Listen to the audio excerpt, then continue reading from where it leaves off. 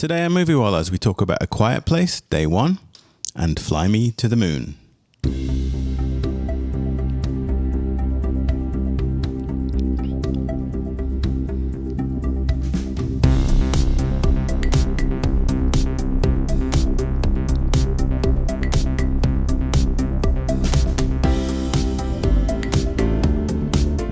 It's time for Moviewallas. Hi, this is Joe.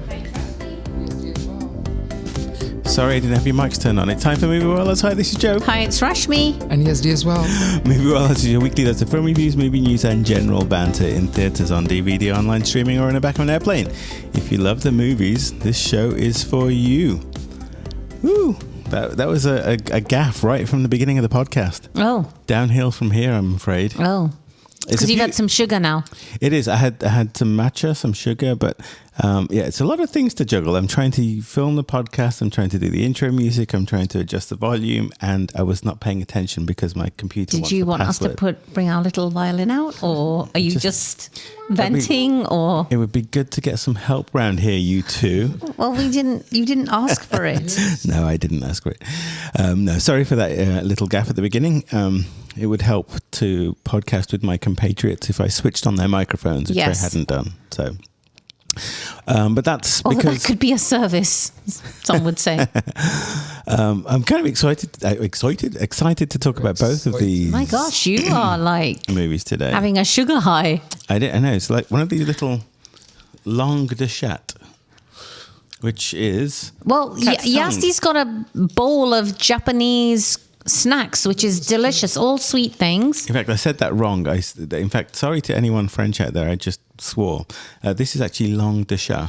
The tongue of a cat. Yes. What I said was quite different, and apologies for any offence caused. These are interesting. What did you say? Well, I pronounced chat by enunciating the T at the end. That speaks to lady parts in French slang, which was definitely not the way I wanted to start this podcast. Oh, okay. So, all right. I love this little verb on this little verse. Yeah, I know. Little by little, you will be filled with happiness when relaxing with these delicious sweets. And they're very good. They are sweet long. Did you try that one? Oh, I gave you the matcha one. You did, yes. There's one which is made of melon, and it's very melony. Oh, I'm not sure about that. Oh, it's so good. Well, I'll have it, and I'll give you a piece. Okay. I'm kind of ambivalent about melon things. We had a melon margarita. I liked that yesterday. It was very good. I could see why people like it. It just wasn't for me. Watermelon, it's like the melon Jolly Ranchers. Those are bitter. I always used to eat those last. So, thank you, Yesti. All right, well, I'll chew on that in a second when we're not talking. But we're doing Netflix picks. We are. So, in addition to the two movies, we are going to do our usual segment this week, because we haven't done it for a couple of podcasts, of I can't find anything to watch on video on demand. And this is our way of trying to let you navigate, or help you navigate, the many, many streaming services out there. So, a lot of things out right now. What's in your queues? I'm going to go last because I'm not ready. Okay, I'll go first. In the theme of Japanese movies, it's generally known that we are all, and me in particular, are great lovers of Miyazaki, who makes these wonderful, gorgeous, breathtaking animated movies. And there's a movie on Netflix right now. It was in cinemas for a really long time in 2023, and I couldn't get a chance to see it. It is not Miyazaki. It is from Makoto Shinkai, but it's kind of very much in that Miyazaki frame, and it's called Suzume, Suzume, and it's a 2-hour movie about a girl who runs into a young man who is actually from another dimension, and there is a cat which turns into a chair, and it's this wonderful blend of yearning and ache and wonder and fantasy and opening a door and walking into another dimension and being stuck in that dimension and trying to come back to the real world. And an evil presence, which actually sometimes becomes benevolent. So it's really playing with all of these grand themes, and it's just, it's like a full course of a movie, right? You will see wonder and enjoyment and fantasy and all of that, and I really, really enjoyed it. It's on Netflix. It's called Suzume, Suzume, which is the name of the lead character in the movie. And she's lovely. Okay. I'm also going to stay on Netflix, and I am recommending, I think I've recommended this before, but it's on again. It's called Eurovision Song Contest, The Story of Fire Saga, and it's the Will Ferrell movie. Yes. And I love this movie. I mean, Eurovision, if you're a European, Eurovision is a big thing in Europe. It's a yearly competition where all these bands from each country come together and they literally face off, and someone wins the Eurovision Song Contest. This is such a funny movie. It's so sweet. It's so ridiculous. I absolutely love it. You know who's really good in the movie? Is Rachel McAdams. Yes, Rachel McAdams is fantastic. So good in the movie. Fantastic in this movie, and she plays so well against Will Ferrell, which you wouldn't normally consider a good love match. Right. But it's such a good movie. I love this movie. This has me in hysterics. Joe? I was just quickly scrolling through our Netflix queue, and there was something I added a week or two ago simply because we hadn't seen it for a while, but when we saw it, we loved it. And that is the movie from 2016 called Sing Street. Oh yeah, that was great. Yes. It's a kind of delightful it's a musical of all things, which I find it strange that I would be recommending such a thing. But it's just such a light-hearted, big-hearted, delightful movie set in Ireland, I think it was. Is that right? No, I think I don't know, I can't remember. I thought it was in London. It's set in Britain. It's in London, little small town, Britain. London, yeah. But basically, it's about a teenager who sets up a rock and roll band to win the heart of an aspiring model. And it's just such a sweet, happy, joyful, fun movie, very well executed. The song numbers are very fun and memorable, and it's just a good time. It's a very easy thing to watch when you're... like a Friday night decompress. Yes. It's not particularly taxing, but it's a very fun, delightful movie. So, if you haven't seen And we Sing avoided Street, it for a long time. I remember it came out years before, and we just didn't want to watch it. Never really appealed to us. And then I deliberately avoided it. Yeah, and then someone said, "No, you terrible. have to watch it," and we did, and we were so delighted we did. Indeed, we did. So, let's recap. Rashmi, your pick was Eurovision Song Contest: The Story of Fire Saga with Will Ferrell and Rachel McAdams on Netflix. Yes, you had. I had the wonderful animated Japanese film Suzume, Suzume. Are you sure it's not Suzume? Suzume. That's how they say it. Probably offended the entire nation of Japan. No, we'll get hate mail. Suzume. We bizarrely, our stats indicate that we get quite a number of downloads from Japan. I don't know why they would choose us to listen to. Well, but thank you to all of them who do. Maybe it's all the snacks. Oh yeah. My pick was Sing Street, also on Netflix, because I didn't get a chance to check my lists on other services. But I don't think any of those will you could go wrong with any of those. Yes. Thank you. All right, let's get to work. We have 2 movies to talk about today. Let's start with A Quiet Place Day One and then finish off with Fly Me to the Moon. So who's going to tell us about A Quiet Place Day One? Yazdi. That would be me. So, what was it, 10 years ago? Is it 10 years? I think so.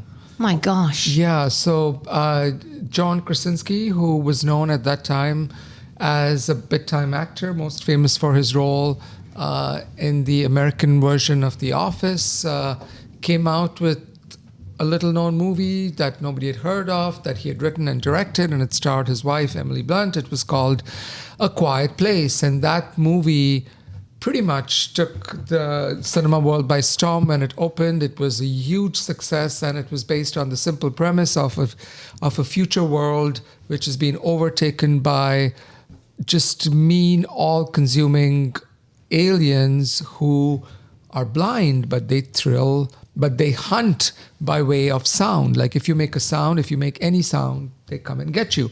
And it was about this family which has escaped from the city and are trying to keep their children safe under the attack of these aliens. And then subsequently, A Quiet Place Part 2 came out. And now we have A Quiet Place Day 1, which actually goes back in time and looks at ostensibly the first day when planet Earth was faced with these, evil hunting aliens. The movie is directed by Michael Sarnowski, and we'll talk more about Michael Sarnowski. But it's written by Michael Sarnowski, John Krasinski, and Brian Woods. And it stars Lupita Nyong'o, Joseph Quinn, who was in Stranger Things. And he was also in, unbeknownst to me, he was also in Game of Thrones. Alex Wolff, Jimon Honsu, and many others. And, this is the third, and I don't think Krasinski ever intended for these to be like a franchise, but so be it, money talks. And here we have another prequel, and the one-liner is a woman named Samira, finds herself trapped in New York City during the early stages of an invasion by alien creatures with ultra-sensitive hearing. What did you guys think of A Quiet Place Day 1? Should we be done with these prequels already, or are we ready to make an exception for this one? I'm going to make Joe go first. Well, thank you, because you know what A Quiet Place 1 and 2 meant to me. A Quiet Place 1 was probably the best movie that I saw that year from my own personal taste. I love sci-fi. That's, if I had to pick a genre, that's my favorite. Sci-fi would be it. And it was such an unexpected delight. It was a masterpiece in suspense. And there are some just iconic moments of, Emily Blunt in a bathtub with a monster crawling up the stairs while she's hiding. There's just some classic moments from that film that are just.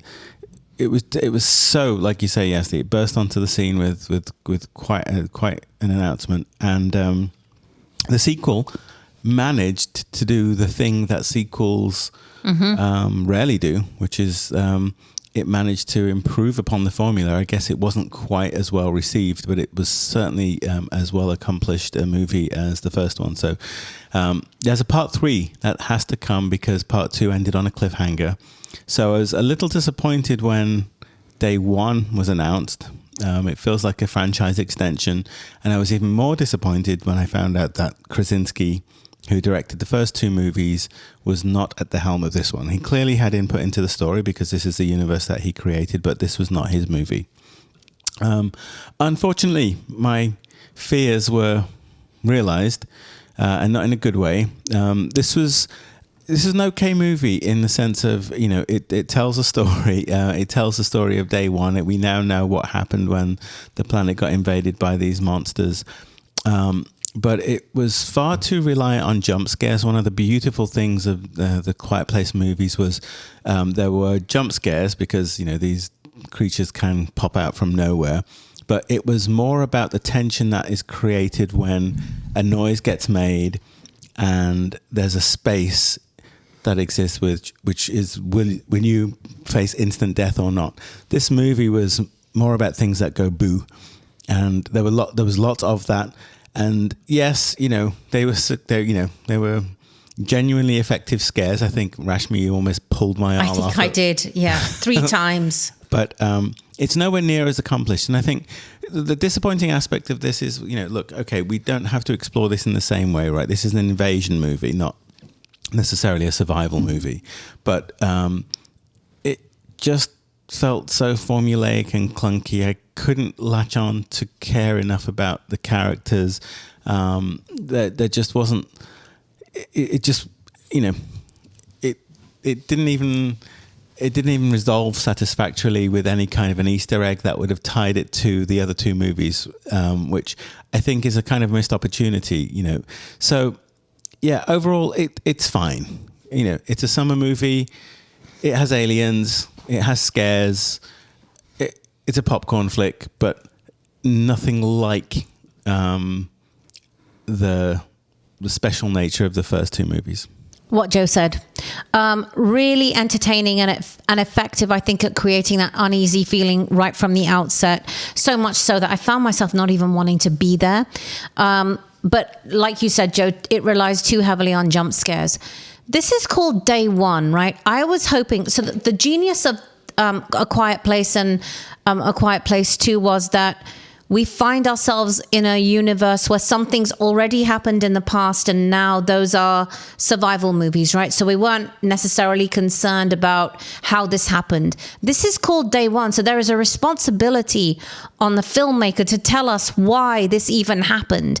But we go through an entire movie again, not knowing where did the aliens come from, why did they choose to invade Earth, why are they there?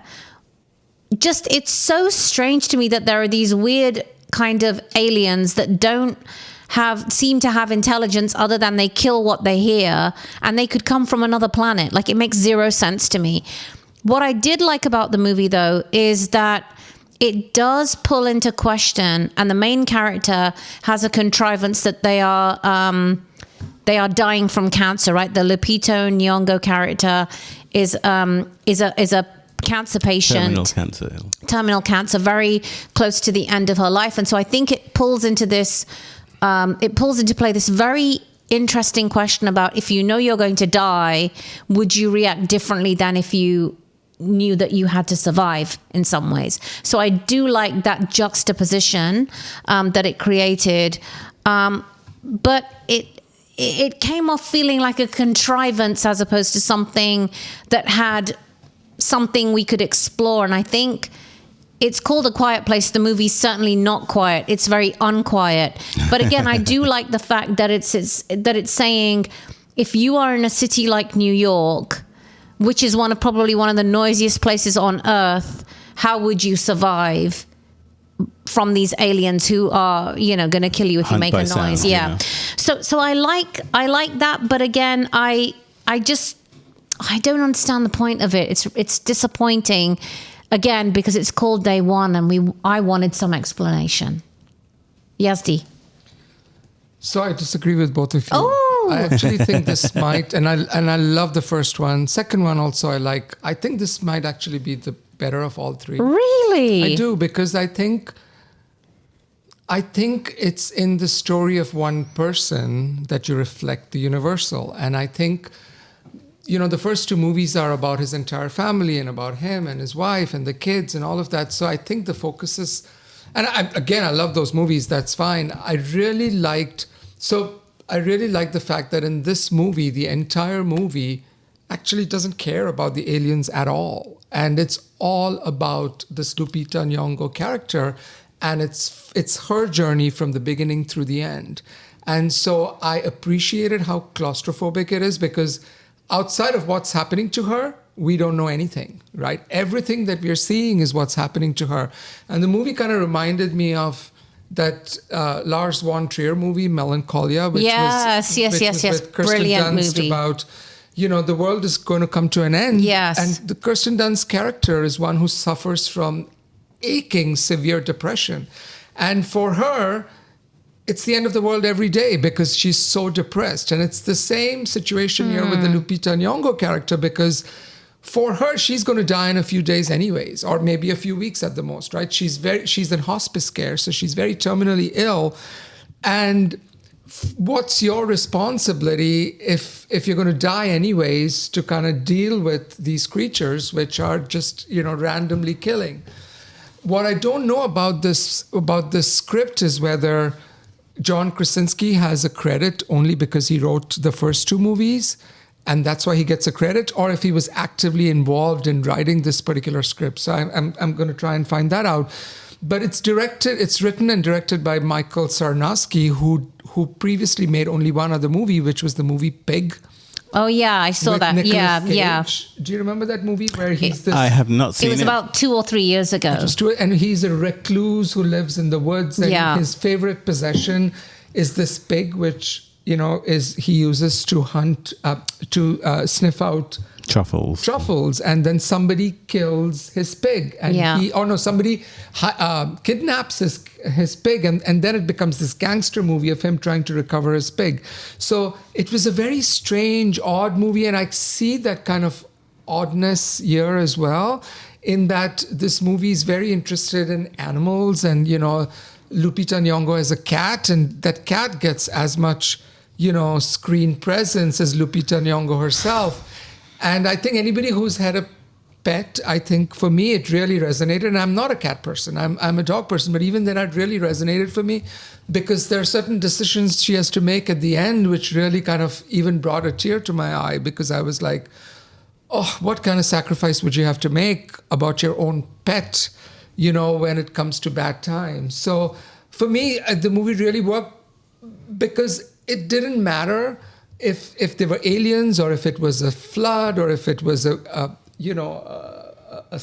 satellite which is going to hurtle into, and break it. It was about her journey. Yeah. So I kind of appreciated it from that more humanistic kind of angle. Then don't call it A Quiet Place Day One. Then make it that movie about the satellite. But you're putting a lot of... But John Krasinski has explicitly stated that he's never interested in providing an explanation for the aliens. Sure, and that's okay. For him, that's it's like it doesn't matter. Okay. It's some evil presence which is just there, and there is no motivation. It just eats. It doesn't have fathers or mothers, or it has no emotion. That's fine. That's fine. I can live with that. But this is a movie called A Quiet Place Day One. And it is about day one, when those things arrived and how people reacted to it. I mean, I'm perfectly fine not knowing why they came to be. But this could have been day 15. Yeah. It wasn't necessarily about the early it's not about... invasion. I think it has the weight of expectation because it's called A Quiet Place Day One. But it is about day one. Right, I know it is, but it doesn't service the story... Or it's a prequel.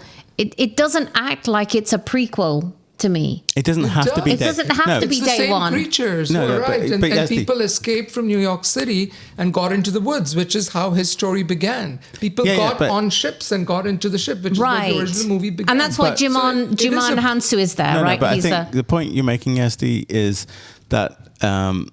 The creatures aren't, they're a plot device to tell a story about a character. The movie is very inspired from alien movies. We never find out in the alien movies. We never find out in the alien movies either why they are or how they came to be. No, I'm not saying that. I'm just saying you're saying that it's a story about the character, but I think the weight of expectation of it being day one implies that this is the story of the invasion. And I think it's about expectations here. And so I think going into this, I'm like, this could have been set on any day in the invasion to tell this same story. I think by calling it day one leads me, the fanboy, to expect something about the invasion, that we would learn something new about what happened. But that's not the movie's fault. That's your fault for you having that expectation. I'm not saying that. Yeah. I'm not saying that's the movie's fault. I'm just saying that's my response to it. Right. And so it was just one of those kind of moments where I was like... And it's for anyone who has that expectation, who is a fanboy, right? So anyone who goes into A Quiet Place Day One expecting that this is the origin story... Don't expect that. Origin story. But it's not. It's the day they invaded. It's not. So what else is day one? It's the day they invade. Right, but it doesn't give us any new information, Yazdi. So that's all we're saying. But it doesn't have to. But again, if you are a fanboy of this franchise, as we are, but it's like saying for the Alien movie, don't expect to see Alien Day One without expecting to find out about the aliens. That's not the point. Okay, so again. We can argue until the cows come home on this one. So again, all I'm saying is for me as a moviegoer, this didn't quite work as a day one movie. This could have been called, the end of Earth, whatever, invasion movie. The fact that you call it A Quiet Place Day One, because it just doesn't. Universe. It didn't work for me. No, it didn't work for you. Right. That's fine. But I will argue, it's completely A Quiet Place. It's the origin story of how these creatures first. It's not the origin. It's day one. It's the invasion day. The origin story from the perspective of Earth. Yeah. I guess the point is, it didn't have to be the Quiet Place universe. This story could have been told with any other kind of alien invasion. Yeah, but A Quiet Place could have been set in Chicago instead of New York. I know. That's an irrelevant argument. It's not an irrelevant argument. It's an expectation that gets set. That's all. I mean, I think that the only point to make here is that.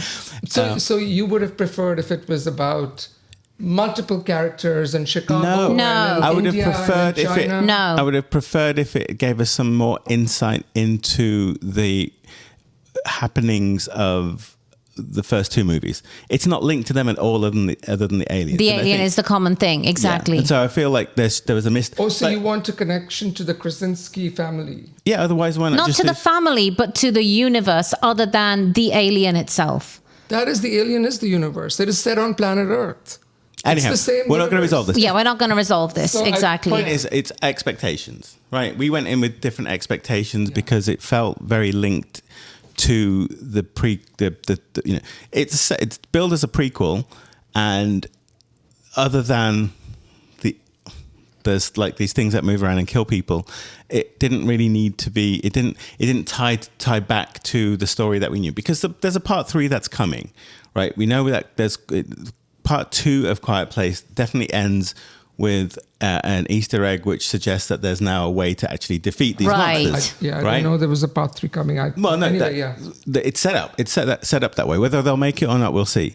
But it's definitely set up that way. So I was expecting kind of a link backwards too, right? It's a prequel to the story that we already knew, and this had nothing to do with that. And so there's a disappointment that comes from me as a fan of the other two, thinking, well, what does this have to do with the story that I know and love and the characters that I know and love and that whole kind of thing? But you know, like I say, it's not necessarily the fault of the movie. Yeah. But even still, the movie, I felt, relied way too much on jump scares, and it was just a very different experience to the first movies, which, again, as part of a franchise, you kind of go back hoping for a little more of that sugar that you got the first couple hits. You know, you go to see a Conjuring movie because it creates those kind of, you know, sense of fear and dread. The Quiet Place movies had a very specific way of getting its scares. This movie was not as accomplished of that. It was more like a theme park ride of survival rather than the suspense that I personally felt we had. You know, there's a scene in number 2 where, you know, there's a door that's closing, you know, the creatures are approaching. And so, you know, there's just lots and lots of little, you know, pieces of suspense that are more about, you know, people trying to, it's a way the tension is built and developed. I feel like it's more of a spin-off. There's a scene in this movie where they are in this building and they're surrounded by these creatures and they're coming at them. So I mean, maybe it's not as scary as the first two. This one is it generates claustrophobia than actually fear. Whereas I think in the first two, maybe it had more of a horror component. This is not. No, as much I think it's the horror other way for me. around for me. I mean, Yeah, I agree. It's the other way. The other two was suspenseful rather than horror. This was just out and out, like, boo, gotcha.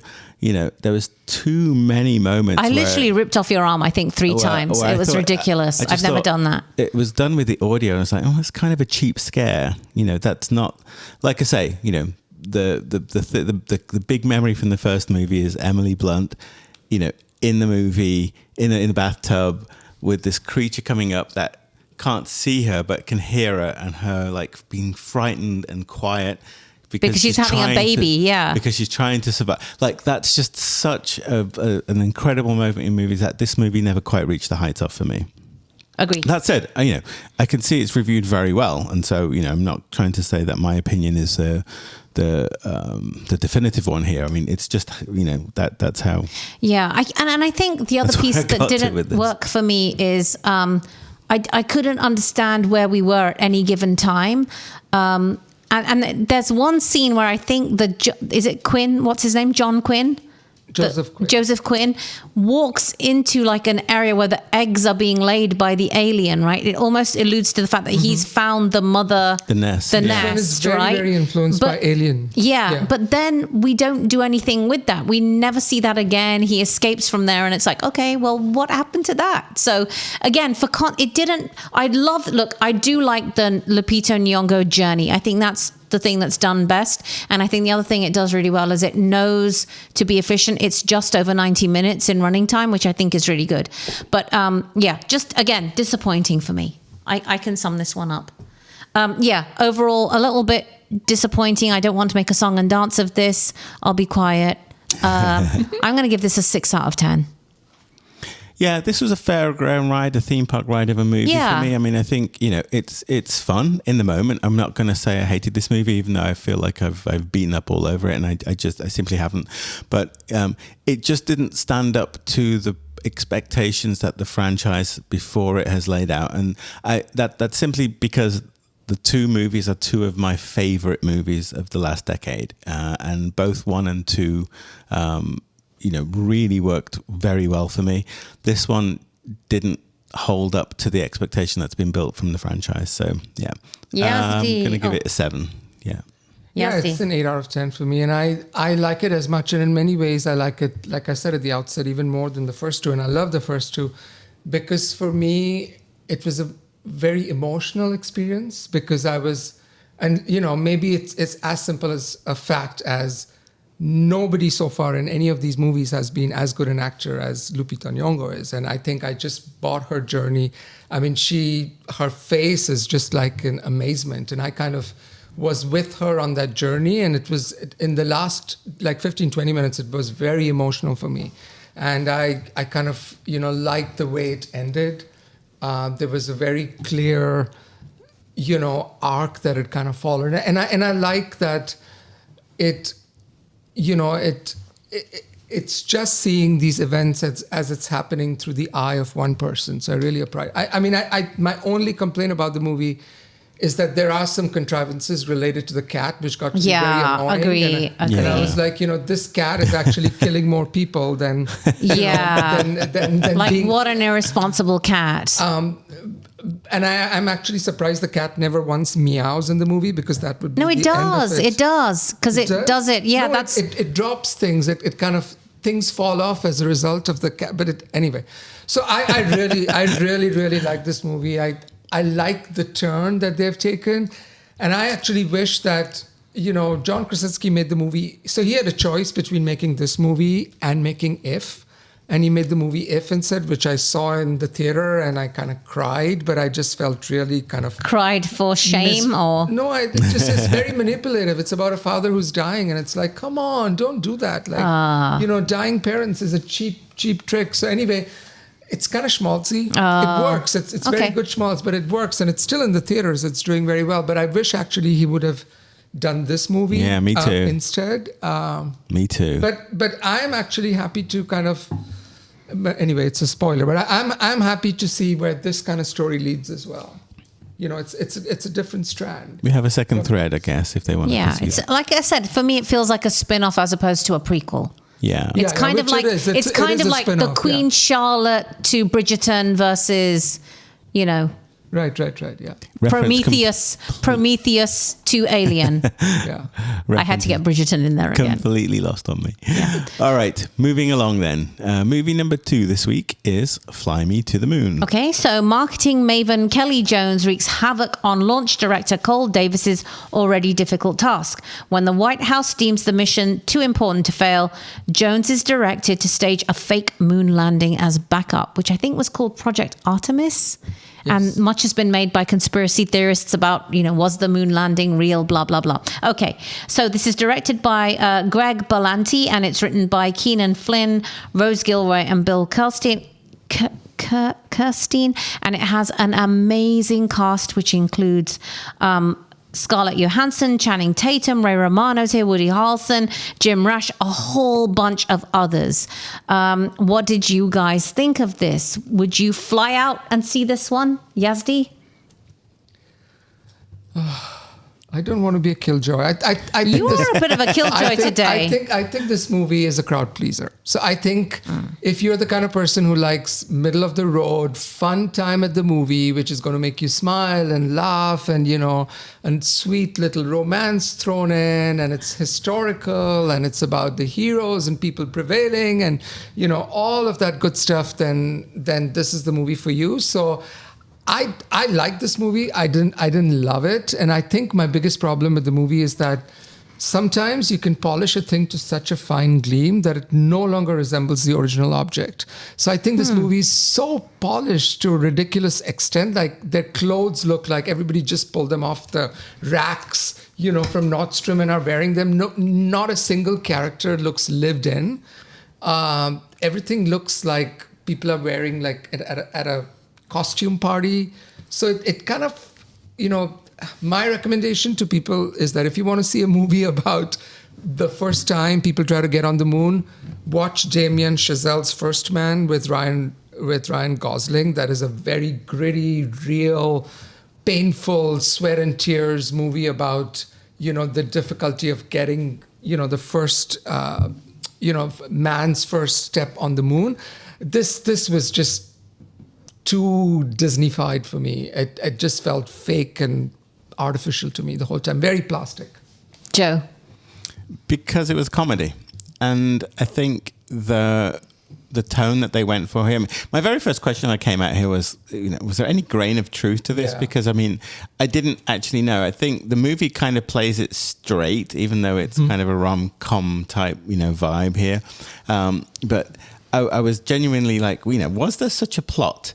And, I think I kind of fell prey to the movie's, it's based on a book, so presumably, I don't know, it can't be a book of fiction. Presumably, some of this is actually real things, but I don't think the dialogue is real for sure. No. But was there a plot to fake the moon landings in case something had gone wrong during the mission? Or was it really faked? Right? I think that conspiracy theory is so strong that either this is a fictionalized version which plays into that conspiracy theory, or it's the truth. I don't know. Well, I didn't know. I felt like the movie kind of tried to take me along a journey which suggests that this kind of really happened, and it creates a kind of an alternate reality around that, whether it's conspiracy based or whether this is just pure fiction. And I should look at the book if the book is written by an anonymous person who just had to get this story off their chest because people do people should know.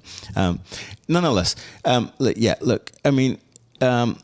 It walks that kind of funny line between kind of telling us that this is what happened and creating these hyper realistic characters. The character played by Scarlett Johansson, who has had many lives. Who's kind of a criminal herself. The FBI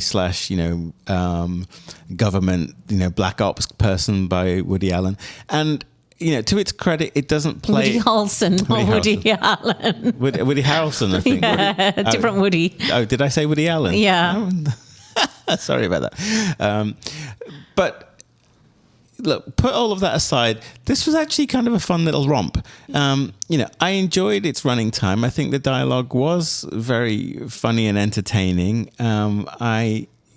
I knew exactly how it was going to play out in terms of the interactions between the characters. I knew that we were being set up for, revelations to characters towards the end of the movie and how they were going to deal with that. But overall, I think it was, you use the word polished. Yeah. This is very well executed, fun little movie. It's a very easy movie to recommend to anybody, and there are friends of ours that, anything that kind of gets remotely kind of artful, they kind of back away from. Didn't understand that movie. This is the kind of movie I'd be very happy to kind of say, hey, guys, got something for you, right?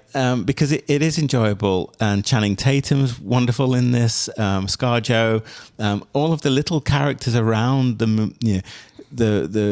around their little universe all kind of play their roles just spot on. So I have to say, this is a movie that I really enjoyed. Is it high art? Nah. Did I enjoy the heck of it? Yeah, I really did. I had a good time. Yeah, Joe, we're on the same wavelength this week. So the genre in Rotten Tomatoes says romance, comedy, drama, history. That's exactly what it is. It says all of those genres. It's all of those things. Throw in some horror. It is. Some action. Yeah, this is a ice cream sundae of a movie, right? That's a great word for it. It's a sweet, delicious, good-looking. Production, costumes, Yazdi, whatever you say, the fashion is really cool to look at if you're into that.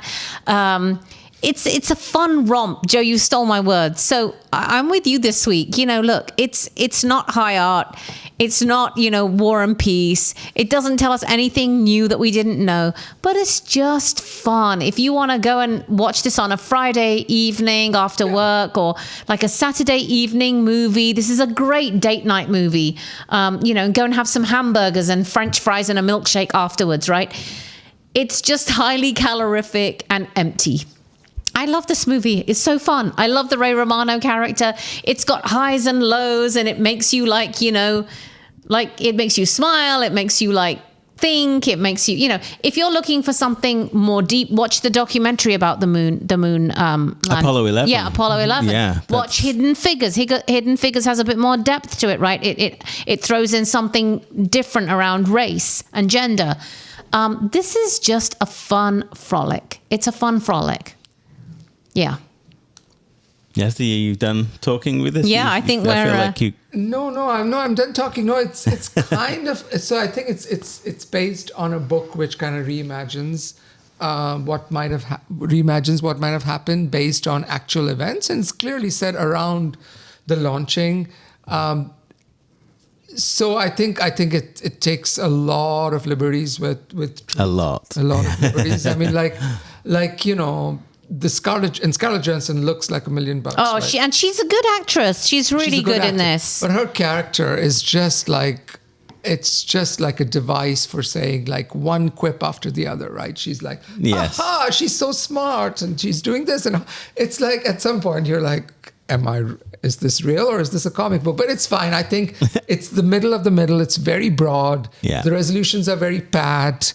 Everybody meets and makes nice at the end. They walk off into the sunset. It really is a summer movie. It's a summer blockbuster that you can recommend to your grandmother. You can recommend to kids. Exactly. Nobody swears. Everybody has burgers and fries, and life is good. Exactly. All right, let's sum this one up because I know we're on a time crunch too.